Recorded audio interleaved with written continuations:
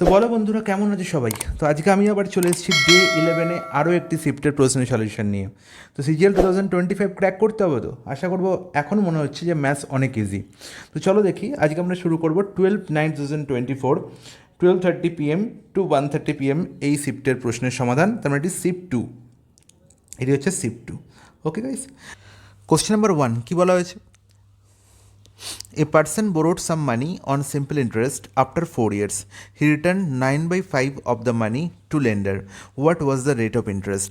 তার মানে আলটিমেট এই যে ভগ্নাংশটা, এই ভগ্নাংশটাই সব কথা বলে দিচ্ছে। তার মানে যদি সে 5 টাকা ধার নিয়ে থাকতো, সে আলটিমেট 9 টাকা ফেরত দিয়েছে। ওকে, তাহলে 5 টাকা নিয়ে 9 টাকা ফেরত দিচ্ছে, মানে তার আলটিমেট তাকে ইন্টারেস্ট কত দিতে হচ্ছে? 4 টাকা না? তাহলে 4 টাকায় কি সিম্পল ইন্টারেস্ট দিতে হয়েছে। তাহলে নির্ণয় করতে হবে রেট অফ ইন্টারেস্ট। তাহলে রেট অফ ইন্টারেস্ট কত হবে? দেখো, 4 টাকা ইন্টারেস্ট কত বছরে হয়েছে? না, 4 বছরে হয়েছে। তাহলে প্রত্যেক বছর মানে 1 বছরে সে 1 টাকা ইন্টারেস্ট দিয়েছে। তাহলে 5 টাকায় 1 টাকা ইন্টারেস্ট, তাহলে রেট অফ ইন্টারেস্ট কত?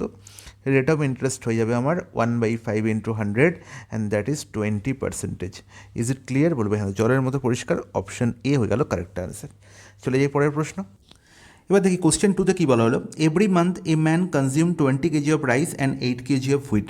তাহলে প্রত্যেক মাসে দেখতে পাচ্ছি কী কী জিনিস ইউজ হচ্ছে? না, রাইস ইউজ হচ্ছে আর হুইট ইউজ হচ্ছে। পরিমাণ কত? না, 20 কেজি রাইস ইউজ হলো আর 8 কেজি আমার হুইট ইউজ হলো। ওকে, এবার দেখা গেল the price of rice is 20% of the price of wheat. এর মানে হচ্ছে যে 20%-এর ফ্র্যাকশন হলো কত? 1/5। তার মানে 5 টাকা যদি আমার হুইটের দাম হয়, 5 টাকা যদি আমার হুইটের দাম হয়, তাহলে 1 টাকা হচ্ছে কার দাম? না, রাইসের দাম। তার মানে এদের প্রাইসের রেশিও হচ্ছে 1:5। Is not it? বলবে হ্যাঁ, একদম ঠিক। দেখা গেল যে resulting in a total expenditure of 300 per month for rice and wheat combine. তাহলে দেখা গেল টোটাল রাইস এবং হুইট মিলিয়ে 300 টাকা খরচ হচ্ছে। ঠিক আছে, তাহলে এখানে দেখতে পাচ্ছি 1 টাকা হচ্ছে রাইসের দাম, প্রতি কেজির দাম। এখানে 1 মানে আছে, রাখবো এটা প্রতি কেজিরই দাম।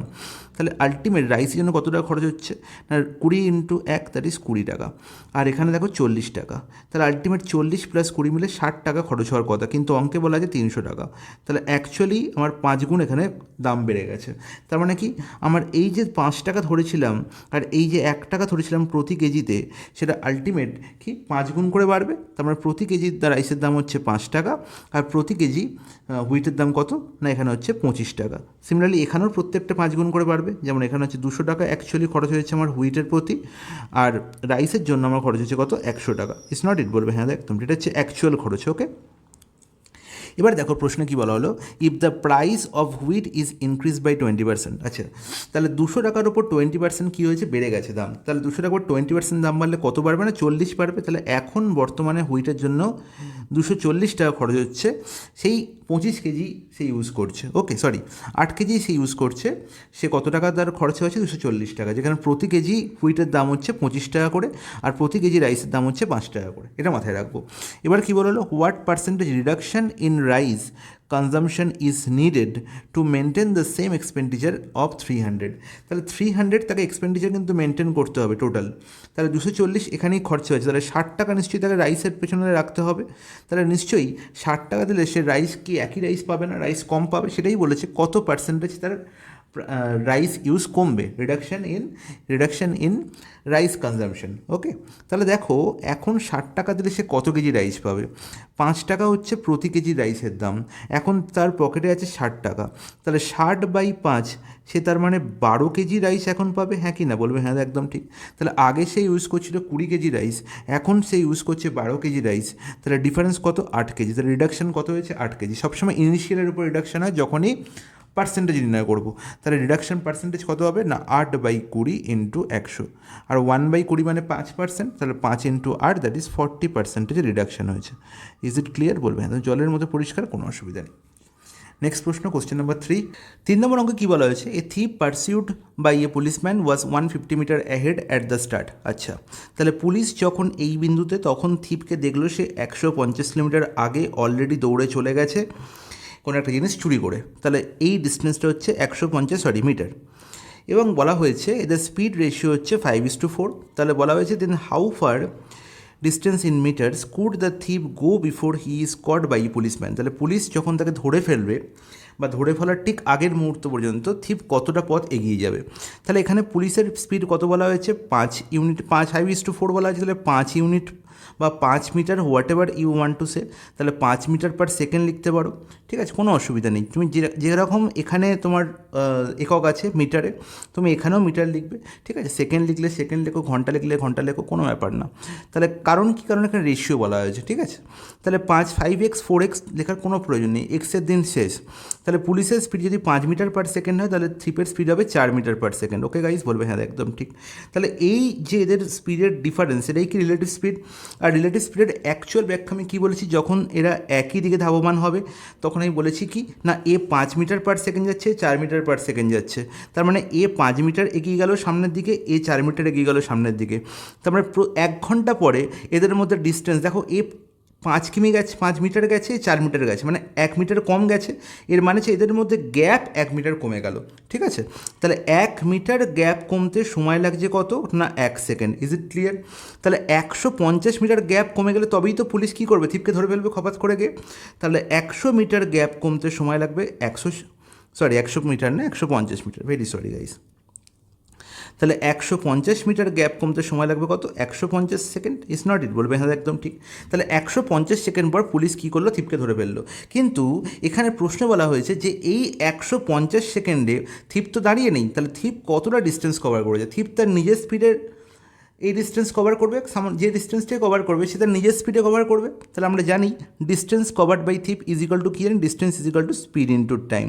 তাহলে এখানে কোন স্পিড নেবো না, থিপের ইন্ডিভিজুয়াল স্পিড। থিপের ইন্ডিভিজুয়াল স্পিড কত, 4, আর টাইম কত নিচ্ছে 150। তাহলে 4 ইন্টু 150 দ্যাট ইজ 600 মিটার হয়ে যাবে আমার কারেক্ট অ্যান্সার। অপশান কত, সি। নেক্সট প্রশ্নে চলে যাই, দেখো কী বলা হয়েছে।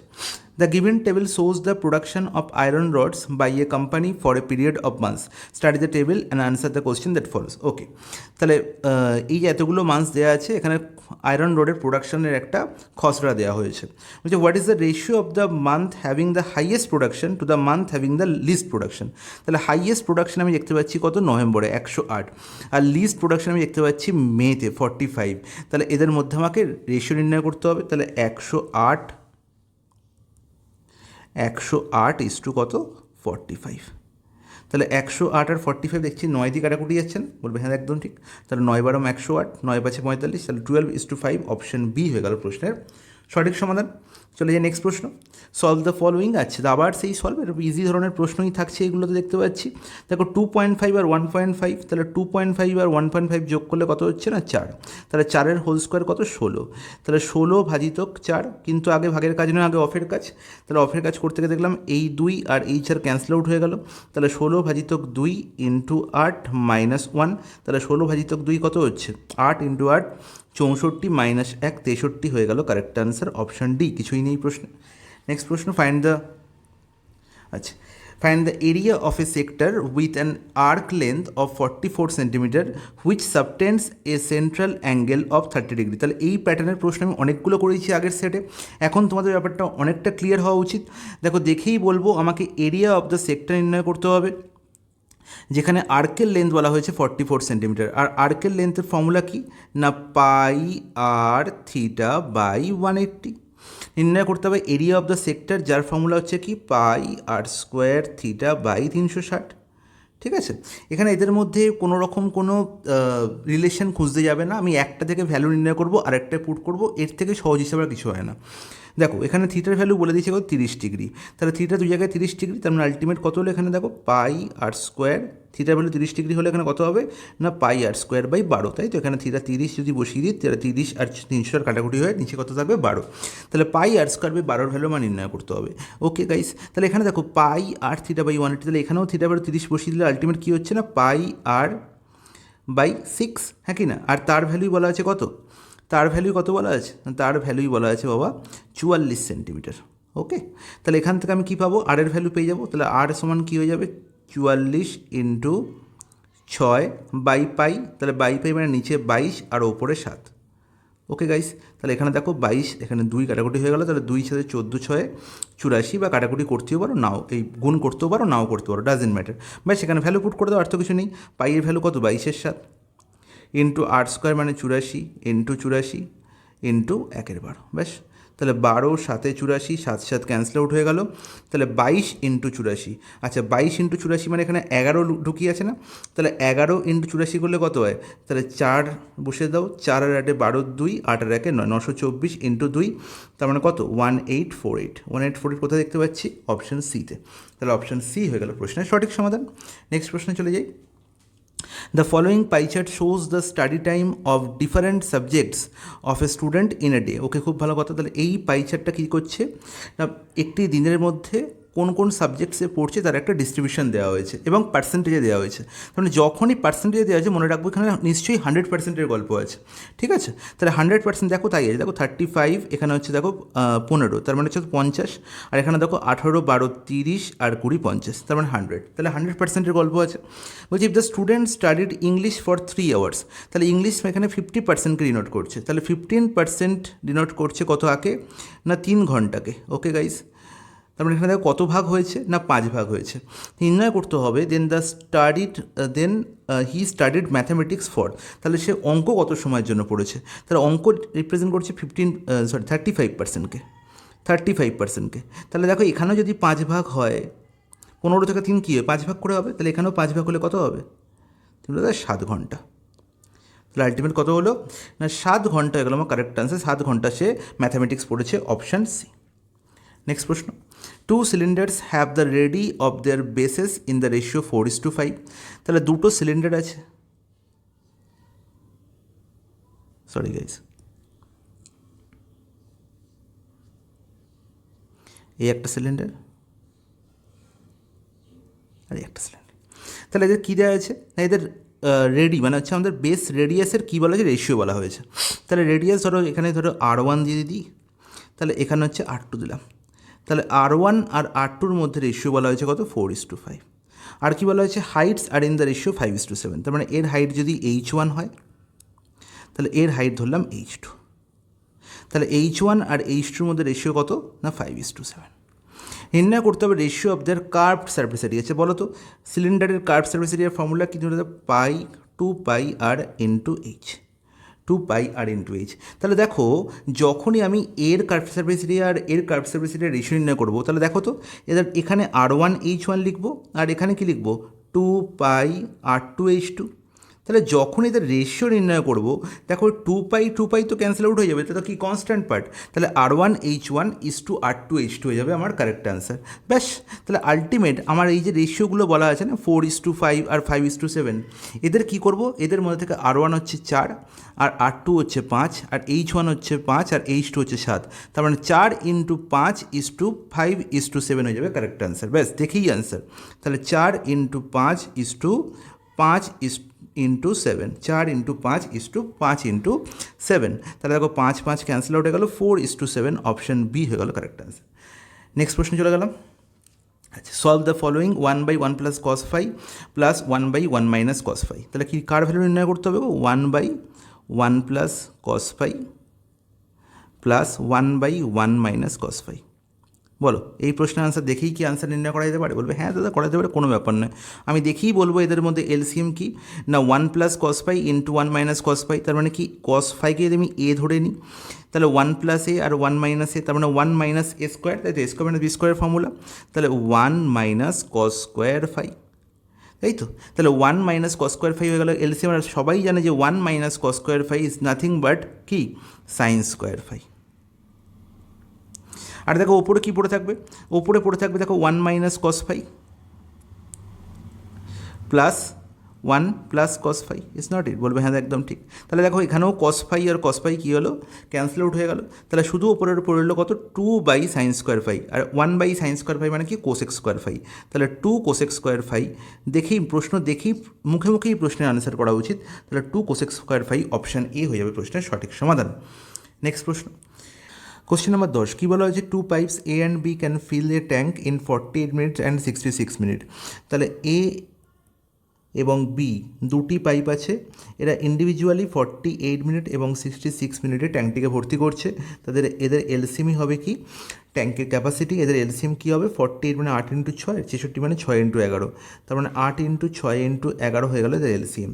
ওকে, তাহলে দেখো এর এফিসিয়েন্সি কী হবে, 8 ইন্টু 6 ইন্টু 11 বাই 48, তার মানে দেখো 11 পড়ে থাকে। আর এখানে দেখো 66 ভাগ করলে কত পড়ে থাকে না 8 পড়ে থাকে, তাহলে বি আর এর এফিসিয়েন্সি পেয়ে গেলাম। এবার কি বলা হলো, ই both the pipes are open simultaneously, একসঙ্গে খোলা হয়েছে তাদের দুজনকেই, then after how many minute should pipe be closed, তাহলে কিছুক্ষণ পরে বিকে বন্ধ করে দেওয়া হয়েছে। তাহলে বলা হলো 32 মিনিটের ট্যাঙ্কটি ভর্তি হলো, তাহলে কতক্ষণ পর বিকে বন্ধ করা হয়েছে সেটা আমার নির্ণয় করতে হবে। ধরলাম টি সময় পরে কী করা হলো না বিকে বন্ধ করে দেওয়া হলো, তাহলে টি সময় এটা একসঙ্গে চলেছে, আর এরা 1 মিনিটে 11 প্লাস 8 19 ইউনিট জল ভর্তি করে, তাহলে টি মিনিটে কতটা ভর্তি করবে না 19টি ইউনিট, বলবে হ্যাঁ একদম ঠিক। তাহলে বাকি সময়, তাহলে 32 মিনিট টোটাল লেগেছে ট্যাঙ্কটিকে ভর্তি করতে, তাহলে বাকি সময় কত 32 মাইনাস টি, এই সময় কে কাজ করেছে, অনলি এ কাজ করেছে, বিকে তো ক্লোজ করে দিয়েছি, তাহলে এর এফিসিয়েন্সি কত ইন্ডিভিজুয়ালি হচ্ছে 11, তাহলে ইজিক্যাল টু কত না টোটাল ট্যাঙ্কটির ক্যাপাসিটি, ট্যাঙ্কটি পুরো ভর্তি হয়ে গেছে 8 ইন্টু 6 ইন্টু 11, ব্যাস আর কিছু নেই। তাহলে দেখো 19টি আর এখানে মাইনাস 11টি মানে হচ্ছে কত না 80, আর এখানে দেখো 32 ইন্টু 11 প্লাস আছে, দিকে গেলে মাইনাস হয়ে যাবে, তাহলে 8 ইন্টু 6 ইন্টু 11 মাইনাস 32 ইন্টু 11, তাহলে এই যে লাইনটা লিখলাম এটা মনে মুখোমুখি হয়ে যায়, যে আমি দেখতে পাচ্ছি 8 ইন্টু 6 ইন্টু 11 আছে, আর এখানে 32 ইন্টু 11 আছে, তাহলে আলটিমেট যদি 11 কমন নিয়ে নিই তাহলে 8 6 48 মাইনাস 32, হ্যাঁ কি না, তার মানে কি 11 ইন্টু 16, ইজ নট ইট, বলবে হ্যাঁ একদম ঠিক। 8 আর 16 ক্যান্সেল আউট হয়ে গেল 2, তার মানে আলটিমেট টি এর ভ্যালু কত হলো গো 11 2 22, তাহলে 22 মিনিট পরে কী করা হয়েছিল, বিকে ক্লোজ করা হয়েছিল, অপশন সি হয়ে গেল প্রশ্নের সঠিক সমাধান। চলে যাই নেক্সট প্রশ্ন, কোশ্চেন নাম্বার 11, কী বলা হয়েছে, if 7 tan phi is equal two 3, দেন আছে এখানে একটা মিস্টেক আছে, টাইপিং মিস্টেক আছে, 7 sin phi plus 5 cos phi by 7 sin phi minus 2 cos phi value নির্ণয় করতে হবে। ওকে, তো গাইস এই প্রশ্নটি সমাধান করার জন্য যেটা তোমায় করতে হবে সেটা হচ্ছে, আমরা জানি যে tan phi এর ভ্যালু আমাদের ডাইরেক্ট পাবো, সেটা হচ্ছে কি tan phi is equal two কত বলতে পারি না 3/7, ইটস নট, বলবে হ্যাঁ একদম ঠিক। তাহলে এখান থেকে tan phi মানে কি আমরা জানি sin phi by cos phi না, বলবে হ্যাঁ একদম ঠিক, কোনো অসুবিধা নেই।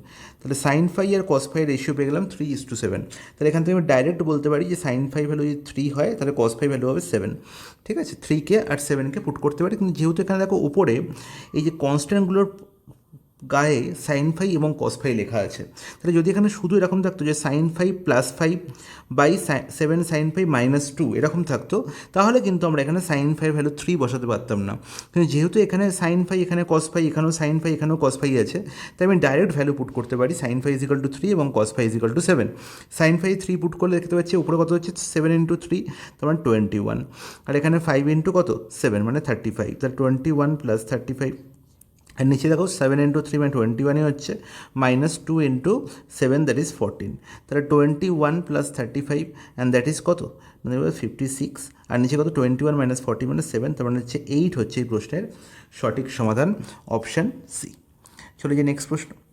আচ্ছা, নেক্সট প্রশ্নে কী বলা হয়েছে, the given pie chart shows the expenditure by a state government on various sports during a particular year, তাহলে বিভিন্ন স্পোর্টসে কী দেওয়া হয়েছে না খরচ কত কত হয়েছে পার্সেন্টেজে বলে দেওয়া হয়েছে, বলা হয়েছে the total amount spend on tennis and football is rupees 1,45,000, তাহলে টেনিস এবং ফুটবল আছে, টেনিস এবং ফুটবলে টোটাল খরচা কত না 1,45,000, আর পার্সেন্টেজ হিসেবে কি দেখতে পাচ্ছি না 14 প্লাস 15 দ্যাট ইজ 29%। মনে রাখবো যে এই যে পুরো পাই চার্টটা দেওয়া আছে এর মধ্যে যে ডিস্ট্রিবিউশন করা হয়েছে পার্সেন্টেজে, টোটাল সাম করলে কিন্তু 100%ই হবে, যোগ করার কোনো প্রয়োজন নেই, তাহলে 29% রিপ্রেজেন্ট করছে কাকে না 1,45,000কে, ইজ নট ইট, বলবে হ্যাঁ একদম ঠিক। তাহলে 29 সঙ্গে কত গুণ করলে 145 হয়, তুমি 5 গুণ করলে, তাহলে 5 বানাচ্ছে এখানে 5,000 গুণ আছে, তাই তো 5,000 গুণ। এবার নির্ণয় করতে হবে আমায় কি, the total amount spend on all the given sports total ইয়ারে, মানে তাহলে দেখো প্রত্যেকটা যদি আমি স্পোর্টস কাউন্ট করি তাহলে আমি বলেছি কি 100% এখানে ডিস্ট্রিবিউশন আছে, তাহলে 29%-এর ভ্যালু আমার দেওয়া হয়েছে, আমাকে 100%-এর ভ্যালু নির্ণয় করতে হবে, তাহলে 100%-এর সঙ্গে যদি 5,000 আমি যদি গুণ করে দিই তাহলে আলটিমেট হয়ে যাবে কত 5 লাখ, তাহলে আলটিমেট আমার 5 লাখ খরচা হয়েছে টোটাল অল স্পোর্টসে, তাহলে অপশান সি। নেক্সট প্রশ্ন, the given pi chart shows the percentage distribution of 20,000 employees in a company আছে, এখানে এটা তাহলে 20,000 এমপ্লয়ির কী দেওয়া হয়েছে একটা পার্সেন্টেজ ডিস্ট্রিবিউশন দেওয়া হয়েছে 5টি কোম্পানিতে, কতগুলো কোম্পানি 5টি কোম্পানি। ওকে, এবার দেখো কী বলা হয়েছে 30% of the employees in department D are female. তাহলে ডিপার্টমেন্ট ডিতে দেখতে পাচ্ছি, ডিপার্টমেন্ট ডি হচ্ছে এটি, তাহলে ডিপার্টমেন্ট ডিতে দেখতে পাচ্ছি অলরেডি 30% এমপ্লয়ি আছে। তাহলে 20,000-এর 30% বসে আছে কোথায়, না ডিপার্টমেন্ট ডিতে। তাহলে বলো 30%-এর ভ্যালু কত হবে, তুমি তাহলে 30%-এর ভ্যালু এখানে দেখো পার্সেন্টেজের শূন্য, দুটো শূন্য ক্যান্সেল আউট হবে, তাহলে 200 × 30, তার মানে হচ্ছে কত, না 6,000, কত 6,000। তাহলে টোটাল এমপ্লয়ি আছে এখানে 6,000, এর মধ্যে 30% বলছে কি না ফিমেল। নির্ণয় করতে হবে how many male employees are there in the department, in that department, মানে ডি ডিপার্টমেন্টে। ওকে, তাহলে 60,000-এর উপর 30% দেখতে পাচ্ছি ফিমেল, তাহলে মেল হবে অবশ্যই 70%। তাহলে 60,000-এর 70% মানে হচ্ছে কত, তুমি বলবে 4,200। তার মানে অপশান এ হয়ে যাবে প্রশ্নের সঠিক সমাধান। নেক্সট প্রশ্ন, কোশ্চেন নাম্বার 14। কোশ্চেন নাম্বার 14-এ কী বলা হয়েছে, in triangle ABC the length of side BC is 2 cm less than twice the length of side AB. তাহলে এবির সাইডের দুগুণ অপেক্ষা 2 কম। তাহলে হচ্ছে এবিসি একটা ট্রায়াঙ্গেল যেখানে বিসির লেন্থ বলা হয়েছে কত, না এবির সাইডের লেন্থ যদি এক্স হয় তাহলে বিসির লেন্থ হবে 2x - 2, ইজ নট ইট, বলবে হ্যাঁ একদম ঠিক। The length of side AC exceeds the length of side AB by 10 centimetre. তাহলে এসির লেন্থ হচ্ছে এক্স অপেক্ষা, মানে এবি অপেক্ষা 10 বেশি, মানে x + 10। নির্ণয় করতে হবে the perimeter of the triangle, বলা হয়েছে 40 সেন্টিমিটার। আমরা জানি পেরিমিটার মানে কি, তিনটে সাইডের লেন্থের সাম। তাহলে x + x 2x + 2x 4x, আর +10 - 2 মানে হচ্ছে +8। তাহলে 4x + 8 ইজিক্যাল টু কত বলা হয়েছে 40। তাহলে এখান থেকে এক্সের ভ্যালু পেয়ে যাবো না, বলবে হ্যাঁ একদম ঠিক। তাহলে 8 দিচ্ছিলে, বিয়ে হলো 32, আর 4 = 32, মানে এক্সের ভ্যালু কত 8। নির্ণয় করতে হবে determine the length of the smallest side of the triangle. তাহলে বুঝতেই পারছি যেখানে 2x - 2 আর এখানে x, আর এখানে x + 10, মানে অবভিয়াসলি x হচ্ছে সবার থেকে ছোটো, তাই তো। তাহলে x সবার থেকে ছোটো হলে এক্সের ভ্যালু 8 পেয়েই গেছি, তার মানে 8 সেন্টিমিটার সবচেয়ে স্মলেস্ট সাইড, অপশন ডি হয়ে গেল correct answer. Okay guys, next প্রশ্ন, if cot 4 phi - cot square phi is equal to 1 then the value of cos 4 phi plus cos square phi। খুব ফেমাস একটি প্রশ্ন, ঠিক আছে, বছরের পর বছর এই প্রশ্ন চলে আসছে, এর প্রশ্নের আনসার হবে কত 1। কী করে হলো দাদা, একবার করে দেখে দিন তো। তাহলে দেখে নাও, এখান থেকে আমি এই প্রশ্নের অরিজিন থেকেই পেয়ে যাব। দেখো cot 4 phi is equal to, আমি বলতে পারি 1 + cot square phi, is not it, বলবে হ্যাঁ একদম ঠিক। আর 1 + cot square phi বাচ্চারাও জানে যে আলটিমেট 1 + cot square phi মানে হচ্ছে cosec square phi, is not it, বলবে হ্যাঁ তাও তো বটে। তাহলে cot to the power 4 phi আমরা লিখতে পারি sin to the power 4 phi by cos two the, sorry guys, cos to the power 4 phi by sin to the power 4 phi, is not it, বলবে হ্যাঁ একদম ঠিক। আর এখানে কী পাচ্ছি 1/sin square phi। তাহলে আলটিমেট দেখো এখান থেকে sin square phi, এখানে sin to the power 4 phi cancel out হয়ে কী পড়ে রইলো, না cos to the power 4 phi by sin square phi is equal to 1। তাহলে এখান থেকে আমি বলতে পারি যে cos to the power 4 phi is equal to হচ্ছে sin square phi, ঠিক আছে। তাহলে cos to the power 4 phi is equal to sin square phi, এই ভ্যালুটাই পুট করে দেবো এখানে। তাহলে এই জায়গায় cos to the power 4 phi এর জায়গায় যদি sin square phi আমি পুট করে দিই না, তাহলে হয়ে গেল কি sin square phi by cos square phi না। তাহলে ultimate sin square phi plus cos square phi is equal to তো 1 হবে, সবাই জানে। তো আনসার হয়ে গেলো কি অপশন বি। তাহলে এই পুরো পার্টটা যদি তোমরা একবার মনে রাখো, এটা খুব ফেমাস প্রশ্ন, ঠিক আছে, এটা একটা এই ফর্মুলা ইউজ করে অনেক প্রশ্নের সমাধান হবে, ঠিক আছে, জাস্ট তোমার মনে রাখতে হবে, ব্যাস তাহলেই হয়ে যাবে, গল্প শেষ। নেক্সট প্রশ্ন হচ্ছে question number 16, the average of the squares of the first 46 natural numbers. তার মানে কি ফার্স্ট 46 ন্যাচারাল মানে কি 1 square plus 2 square plus 3 square, এরকম করে আলটিমেট 46 স্কোয়ার। তাহলে এই পুরো সিরিজটির কী নির্ণয় করতে হবে, না অ্যাভারেজ নির্ণয় করতে হবে। অ্যাভারেজের আগে সাম নির্ণয় করতে হবে। তাহলে সামের ফর্মুলা আমরা জানি, স্কোয়ার নাম্বারের সামের ফর্মুলা হচ্ছে ফার্স্ট 46টি স্কোয়ার নাম্বারের সামের ফর্মুলা কী বলবো, না এটা যদি 46 এর এন থাকতো আমি বলতাম কি n × n+1 × 2n+1/6, হ্যাঁ কি না। আচ্ছা সামের জায়গায় যদি অ্যাভারেজ বলে দেয়, তাহলে অ্যাভারেজ মানে কি নাম্বার অফ টার্ম দিয়ে ভাগ করে দেওয়া। তাহলে নাম্বার অফ টার্ম কত আছে, না এনটা নাম্বার অফ টার্ম আছে, তাহলে বাই এন দিয়ে ভাগ করে দাও, বেশ গল্প শেষ। এন এখানে ক্যান্সেল আউট হয়ে গেলো। তাহলে অ্যাভারেজের ফর্মুলা পেয়ে গেলাম n+1, এইটি আমি আগেও বলেছি n+1 × 2n+1/6। তাহলে এনের ভ্যালু এখানে কত বলা হয়েছে 46, তাহলে ব্যাস বসিয়ে দাও। তাহলে 46 + 1 মানে 47, আর 46 × 2 92 + 1 93 বাই কত 6, কাটাকুটি যাচ্ছে 3 দিয়ে, 3কে দিয়ে এখানে আছে 31, এখানে হচ্ছে 3 × 6। তাহলে 47 × 31 আছে, 47 × 3 করলে কত হয় তুমি দাও 3 7 21 2, 3 4 12 14, 1410, আমি 30 দিয়ে আগে গুণ করলাম, আর প্লাস 1 মানে আর একটা 47 যোগ হয়ে গেল বাই 2, তার মানে হচ্ছে 1457/2, তার মানে হচ্ছে এখানে দেখতে পাচ্ছিস 2 সাথে 14, 28 দুগুণে 56, 728.5, অপশান বি। নেক্সট প্রশ্ন, find the gain percentage given that Siddhi sold her scooter for 24318 gaining 1/6 of the selling price. তাহলে আমি এই প্রশ্ন আগেও বলেছি যে এই ভদ্রলোকের কোনো দরকার নেই। Gaining 1/6 of the selling price এর মানে হচ্ছে এই ভগ্নাংশের মধ্যেই লুকিয়ে যে সমস্ত রহস্য, এই 6 হচ্ছে সেলিং প্রাইস, যার সঙ্গে তুলনা করছে অফ কে না সেলিং প্রাইস। তাহলে সেলিং প্রাইস হচ্ছে 6, তখন 1 হচ্ছে গেন, মানে হচ্ছে প্রফিট হচ্ছে আমার কত না 1। তাহলে আলটিমেট আমরা জানি যে এসপি থেকে যদি প্রফিট বিয়োগ করে দিই তাহলেই পেয়ে যায় সিপি। তাহলে সিপি কত হয়ে যাবে, 6 - 1 5। তাহলে নির্ণয় করতে হবে actual gain percent, find the gain percentage. Gain actually নির্ণয় করা হয় সিপির ওপর। তাহলে 1 টাকা প্রফিট হয়েছে 5 টাকার ওপর, তাহলে 1/5, আর 1/5 মানে বাচ্চারা বলতে পারবে 20% প্রফিট। অপশন এ হচ্ছে কারেক্ট আনসার। নেক্সট প্রশ্ন, কোশ্চেন নাম্বার 18, কী বলা হয়েছে, for the following equations what are the values of A and B to have infinitely many solutions. তাহলে এই দুটো ইকুয়েশন থেকে এক্স এবং ওয়াই এর অসংখ্য সমাধান পাওয়া যাবে এ আর বি এর কোন ভ্যালুর জন্য। তাহলে মনে রাখবো আমরা এই কথাটি যে a1x plus b1y plus c1 = 0, এটা যে একটি ইকুয়েশন দেওয়া থাকে, এবং অপর ইকুয়েশনটি এরকম দেওয়া থাকে a2x plus b2y plus c2 = 0। এই দুটো ইকুয়েশন থেকে আমরা এক্স এবং ওয়াইয়ের অসংখ্য সমাধান বা মেনি সলিউশন বা ইনফিনাইটলি মেনি সলিউশন তখনই পাবো যখন a1 আর a2 রেশিও, b1 আর b2 রেশিও এবং c1 আর c2 রেশিও ইকুয়াল হবে। এবং এটা যদি গ্রাফিক্যাল রিপ্রেজেন্টেশন দেখতে চাই তাহলে বলবো যে এই দুটো ইকুয়েশন দুটো স্ট্রেট লাইনকে রিপ্রেজেন্ট করে, তাহলে এই দুটো স্ট্রেট লাইন কী হবে, কোয়েনসাইড করবে, মানে একটার ওপর একটা এসে পড়বে। সেটার শর্ত কি, যদি a1/a2 = b1/b2 = c1/c2 হয়। ঠিক আছে, তাহলে দেখো এই দুটো ইকুয়েশন অলরেডি বলে দিয়েছি, দুটো ইকুয়েশন আমরা কী পাবো না, এক্স আর ওয়াই এর ইনফিনিটি সলিউশন পাবো বা মেনি সলিউশন পাবো, শুধু এ আর বি এর ভ্যালু আমাকে নির্ণয় করতে হবে। তার আমি বলতে পারি যে 1/a2 = b1/b2 = c1/c2। তার মানে দেখো 2 আর 6, সেখানে c1 কি 2 আর c2 কি 6, তাহলে 2/6 মানে কি 1/3 না, বলবো একদম ঠিক। তার মানে অবভিয়াসলি এখানে দেখো এ আর 3-এর রেশিও a/3 = আমি 1/3 বলতে পারি। তার মানে অবভিয়াসলি এ এর ভ্যালু কত পেয়ে গেলাম, 1 পেয়ে গেলাম।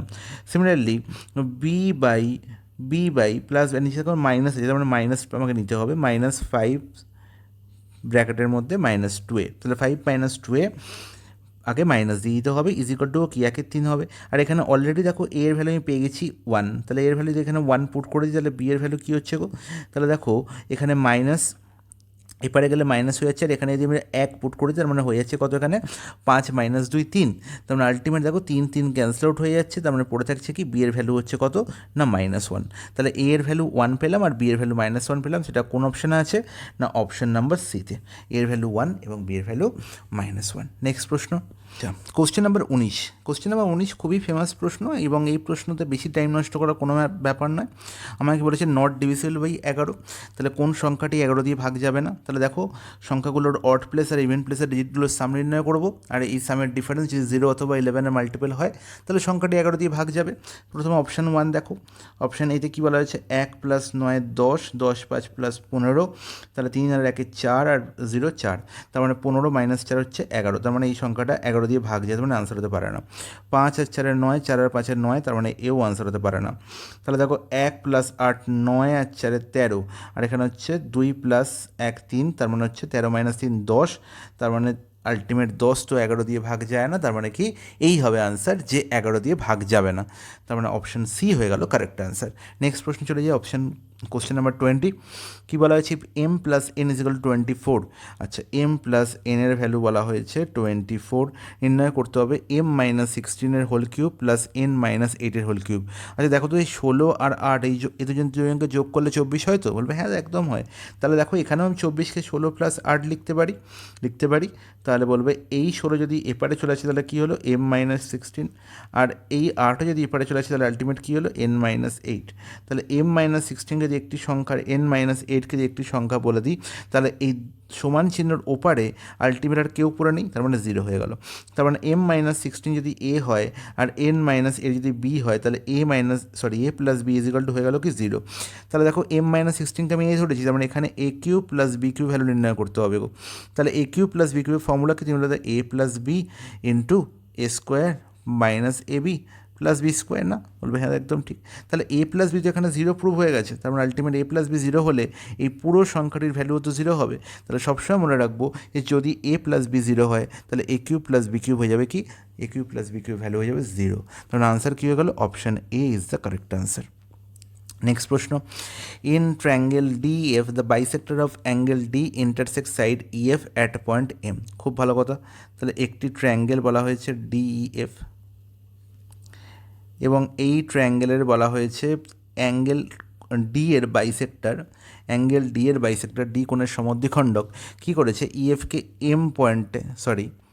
ইএফকে এন পয়েন্টে ইন্টারসেক্ট করেছে। Okay, if D is equal to 36, ডির ভ্যালু বলা হয়েছে 36, ডিএফ বলা হয়েছে 40, ইএফ বলে দেওয়া হয়েছে কত, 38। নির্ণয় করতে হবে এনএফের ভ্যালু কত, এনএফের ভ্যালু। তাহলে মনে রাখবো যে যখনই কোনো একটি কোণের বাইসেক্টর ড্র করা হয়, এখানে ডি কোণের বাইসেক্টর ড্র করা হয়েছে, তাহলে ডি কোণের বাইসেক্টর ইএফকে এন পয়েন্টে ইন্টারসেক্ট করেছে। তাহলে সবসময় মনে রাখবো যে ইএন আর এনএফের রেশিও, ইএন আর এনএফের রেশিও সবসময় এই ডি কোণকে ধারণ করেছে যে দুটো সাইড, তাদের কি হবে, রেশিওর সঙ্গে সমান হবে। তাহলে দেখো ইএনের দিকে আছে ডি, তাহলে আগে লিখবো ডি আর তারপরে লিখবো কি ডিএফ। তাহলে EN by NF is equal to D by DF. তাহলে দেখো ডি বাই ডিএফ কত হচ্ছে, 36 আর 40-এর রেশিও কত, বলবে দাদা 9:10। তার মানে এদের রেশিও কত হবে, 9:10 হবে। আর 9-10-এর যোগফল কত, 19। আর এই 19-এর ভ্যালু কত বলা হয়েছে, 38। ইজ নট ইট, বলবে হ্যাঁ একদম ঠিক, কোনো অসুবিধা নেই। তাহলে কত গুণ গো, 2 গুণ। তার মানে 10-এর ভ্যালু কত হবে, 10 দুগুণে 20। অপশান বি হয়ে গেল প্রশ্নের সঠিক সমাধান। কোশ্চেন নম্বর 22-তে চলে আসি। The ratio between male and female member in a club is 2:3. If the number of male member is increased by 200, the ratio becomes 5:6. তাহলে এখানে মেল আর ফিমেলের রেশিও বলা হয়েছে, তাই তো? মেল আর ফিমেলের রেশিও প্রথমে ছিল 2:3, ঠিক আছে, তারপরে কত হয়েছে, 5:6। আচ্ছা, এখানে ইনক্রিজ করেছে কে, মেল মেম্বার, কত, 200। তাহলে ফিমেল মেম্বার তো ইনক্রিজ করেনি, তাহলে ফিমেল কী আছে, সেম আছে না? বলবে হ্যাঁ একদম ঠিক। তাহলে তুমি এখানে দেখো 3 ছিল ফিমেল, এখানে হয়ে গেছে 6। তাহলে এই 3কে যদি 6 বানাই, তাহলে কী করতে হবে, 2 দিয়ে গুণ করতে হবে। তার মানে আলটিমেট একেই 2 দিয়ে এবং একেও 2 দিয়ে গুণ করতে হবে, তাহলে আলটিমেট কত হলো, 4:6। তাহলে দেখো আগেও ছিল 6, এখনও হয়ে গেল 6, তাহলে ফিমেল কী হলো, কনস্ট্যান্ট হয়ে গেল। মেল ছিল 4, হয়েছে 5, কত হয়েছে, 1 ইনক্রিজ করেছে। তাহলে 1-এর ভ্যালু কত গো, 200। নির্ণয় করতে হবে how many female member are there in the club. তাহলে 1-এর ভ্যালু যদি 200 হয়, তাহলে 6-এর ভ্যালু কত হবে না, 1200, 200 গুণ। তার মানে অপশান এ হয়ে গেল প্রশ্নের সঠিক সমাধান। নেক্সট প্রশ্ন, question number 23। The MP of an article was ₹180 and it was sold at a discount of 15%, the discount in rupees. এই ধরনের প্রশ্ন পরীক্ষায় পড়ে। তাহলে 180 হচ্ছে আমার মার্ক প্রাইস, এর ওপর 15%, আচ্ছা 5% মানে কত, 5% মানে হচ্ছে 1-এর 20। তাহলে 15% মানে 3-এর 20 হবে তো, বলবে হ্যাঁ একদম ঠিক। তাহলে 180 3-এর 20, 20 এখানে কতবার কাটলো, 9 বার। তাহলে 9 3-এ কত, 27। তাহলে 27 টাকা ডিসকাউন্ট দিয়েছিল, অপশন সি। নেক্সট প্রশ্ন, কোশ্চেন নাম্বার 24, কী বলা হলো, in a garden there are 6 daisy plants the first year. Okay, তাহলে প্রথম বছর দেখতে পাচ্ছি একটা গার্ডেনে 6টা ডেজি প্ল্যান্টস আছে। Each year a gardener adds 3 new daisy plants. তাহলে প্রত্যেক বছর 3টে করে সে কী করছে না, গাছ লাগাচ্ছে। তাহলে আলটিমেট আমি বলবো যে আজকে যদি 6টা গাছ থাকে, 1 বছর পর একটা বেড়ে 3টে বেড়ে হয়ে যাবে কত, 9টা। তাহলে আমি 6 + 3 লিখবো, হ্যাঁ কি না? এবার বলছে হি হ্যাজ 26 জ্যাসমিন প্ল্যান্টস। তাহলে এই গেল ডেজি প্ল্যান্টের গল্প। এবার তার জ্যাসমিন প্ল্যান্টসেরও গল্প আছে। কী বলা হয়েছে, he has 26 jasmine plants the first year. প্রথম বছর 26টা জ্যাসমিন প্ল্যান্টস ছিল। And loses 2 each year. প্রত্যেক বছর 2টো করে সে হারিয়ে ফেলছে, মানে মরে যাচ্ছে গাছ। ওকে, তাহলে বলো যে 1 বছর শেষে জ্যাসমিন প্ল্যান্টস কতগুলো বাঁচলো না, 26 - 2, হ্যাঁ কি না? বলবে হ্যাঁ একদম ঠিক। এবার বলছে when will the number of daisy plants equal to the number of jasmine plants after the first year। তাহলে আলটিমেট এই যে ডেজি প্ল্যান্টস বাড়ছে এবং জেসমিন প্ল্যান্টস কমছে, তাহলে বাড়া কমা হতে হতে কখন দেখা যাবে যে দুটোই ইকুয়াল হয়ে গেছে? তাহলে আমি যদি বলি যে তম বছরে গিয়ে ডেজি প্ল্যান্টসের সংখ্যা এবং জেসমিন প্ল্যান্টসের সংখ্যা ইকুয়াল হবে, তাহলে তম বছরে গিয়ে ডেজি প্ল্যান্টস হবে কত? এই তিনটে করে বাড়ছে, তাহলে তম বছরে সে কতগুলো বাড়বে? না 3n বাড়বে, হ্যাঁ কি না? আর এও দুটো করে কমছে প্রত্যেক বছর, তাহলে তম বছরে টোটাল কত কমবে? না 2n কমবে। তার মানে এর ভ্যালু হবে কি? ইকুয়াল। তাহলে দেখো 3n আর এদিকে 2n মানে 5n ইজিক্যাল টু কত হলো? 26 - 6 হয়ে গেল 20। তাহলে আলটিমেট এনের ভ্যালু কত হয়ে গেল? 4। তার মানে 4 বছর পরে দেখা যাবে যে জেসমিন প্ল্যান্টস এবং ডেসি প্ল্যান্টসের সংখ্যা সমান হয়ে গেছে। অপশন বি হয়ে গেল কারেক্ট অ্যান্সার। নেক্সট প্রশ্ন, আজকের ক্লাসের লাস্ট প্রশ্ন, কোশ্চেন নাম্বার 25। কী বলা হয়েছে না, from a point T the length of the tangent to a circle is 32 centimetre. আচ্ছা, তাহলে সার্কেলের বাইরে একটা পয়েন্ট আছে টি এবং সেই পয়েন্টে টানা হয়েছে কি? ট্যানজেন্ট, এবং সেই ট্যানজেন্টের লেন্থ বলা হয়েছে কত? না 32 centimetre. Okay, and the distance of T from the centre is 40 centimetre. ধরলাম এই ট্যানজেন্টটা সার্কেলকে সাপোজ এ পয়েন্টে টাচ করেছে। ওকে, আর distance of T from the centre যদি ও ধরে নিই, তাহলে ওটির লেন্থ বলা হয়েছে কত? না 40 সেন্টিমিটার। আমি যদি ওয়ে যোগ করে দিই, ওয়ে কী হয়ে যাবে? রেডিয়াস। তাহলে মনে রাখবো এই ওয়ে আর এটি এরা একে অপর ওপর কি? না লম্বভাবে অবস্থিত। তার মানে ও এটি কোণটি কি? 90 ডিগ্রি কোণ। তার মানে এটি একটি রাইট অ্যাঙ্গেল ট্রায়াঙ্গেল, যার কি বলা হয়েছে? না অতিভুজের লেন্থ বলা হয়েছে 40, আর দেখো বেস বলা হয়েছে সাপোজ 32। তাহলে আমাকে পারপেন্ডিকুলার লেন্থ নির্ণয় করতে হবে। তাহলে এখান থেকে আমি বুঝতেই পারছি যেখানে 40 আছে, তাই তো? তাহলে 40 আর 32, তার মানে দেখো 3, 4, 5-এর যদি গল্প দেখি, তাহলে 5 হয়ে যদি 40 হয়, কত গুণ করলে হয় গো? 8 গুণ করলে। তাহলে দেখো 4কে 8 গুণ করলে 32 হয় না? বলবে হ্যাঁ একদম ঠিক। 3কে 8 গুণ করে দাও, তাহলে কত হবে? 24 হবে। তার মানে অবভিয়াসলি এই আরের ভ্যালু কত হবে? 24 হবে। ওকে, তাহলে আমার দেখি এটা বোঝা হচ্ছিল যে 32, 40 আছে মানে এখানে আরের ভ্যালু 24 হবে। আর আমার নির্ণয় করতে হবে ডায়ামিটারের ভ্যালু। তো ডায়ামিটার কত হবে? 24-এর দুগুণ, দ্যাট ইজ 48। Option D. তাহলে এই হচ্ছে ট্রিপলেটের কামাল। 3, 4, 5 যদি ট্রিপলেট তৈরি করে, মানে রাইট অ্যাঙ্গেল ট্রায়াঙ্গেলের 3টে সাইড হয়, তাহলে এর গুণিতকগুলো কী হবে? একটি রাইট অ্যাঙ্গেল ট্রায়াঙ্গেল তৈরি করবে। সেটা 2 দিয়ে গুণ করি, 3 দিয়ে গুণ করি, 8 দিয়ে গুণ করি বা n দিয়ে গুণ করি, সবসময় এরাও কী করবে? একটি রাইট অ্যাঙ্গেল ট্রায়াঙ্গেল তৈরি করবে। এটাই মাথায় রাখতে হবে। তো এই ছিল আজকে 25টা প্রশ্নের একদম সুন্দর সমাধান। আশা করব এই সমাধান দেখার পর তোমাদের আর কোনো রকম কোনো ডাউট থাকার কথা নয়। এর পরেও ডাউট থাকলে আমাকে কমেন্ট করে জানাবে, এবং পার্সোনালি আমাকে আরভি ম্যাথস গুরুকুলের ফেসবুকে বলো বা আমাদের টেলিগ্রাম চ্যানেলে বলো, তোমরা আমাদের পিন করতে পারো, বা আমাদের হোয়াটসঅ্যাপ নাম্বারও দেওয়া আছে, তোমরা সেখানেও আমাদের সঙ্গে কন্ট্যাক্ট করতে পারো, এবং সেখানেও তোমাদের কোনো সলিউশনে কোনো প্রবলেম হলে যদি সেটা না বুঝতে পারো, আমাকে স্ক্রিনশট নিয়ে পাঠাবে, আমি অবশ্যই সমাধান করার চেষ্টা করব। ওকে গাইস, তো আজকে আমাদের ক্লাস এখানেই শেষ করলাম। নেক্সট দিন আবার দেখা হবে। আলবিদা।